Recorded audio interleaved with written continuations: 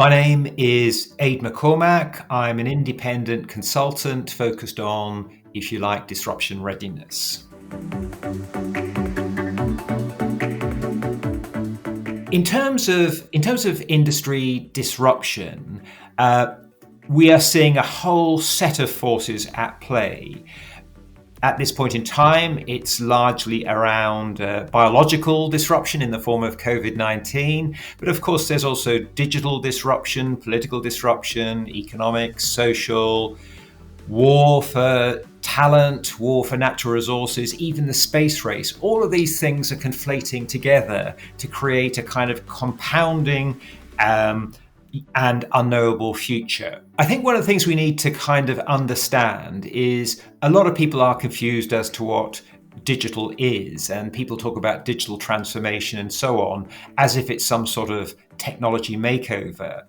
The reality is that it's more about the transition from the industrial to the digital age, from the factory model to a model that's more human-centric and largely innovation driven, because that's what you're going to need moving into an unknowable future.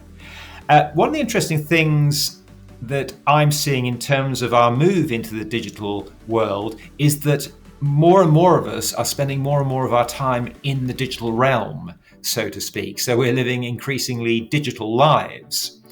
And what with developments in augmented reality and virtual reality, and with Facebook's commitment to create what's called the metaverse, I find that something of a concern, because the more time we spend in the digital realm, the more programmable we become.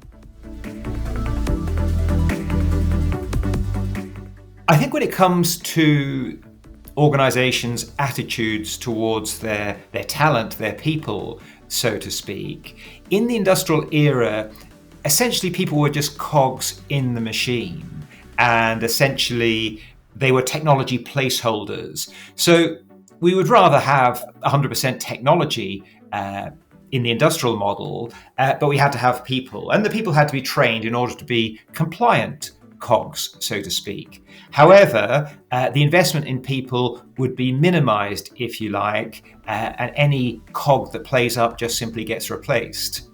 Now, as we move into the digital world, people have to become more center stage, because algorithms and robots cannot develop innovation. We need humans. So organizations are going to need to take a completely different look at the way that they engage with humans and see them less as cogs in the machine and more as cognitive athletes.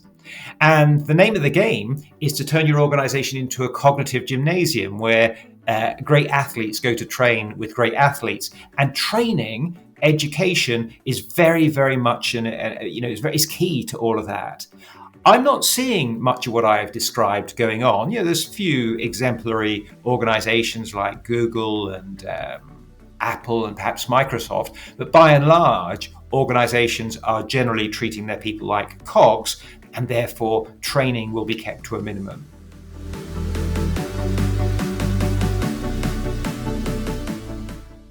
Project managers, by their very nature, manage projects, and projects might be considered as transient operating models. So you create a kind of mechanism to deliver something, and then once it's delivered, you go your different ways, or it goes into a different mode, a kind of maintenance mode, if you like.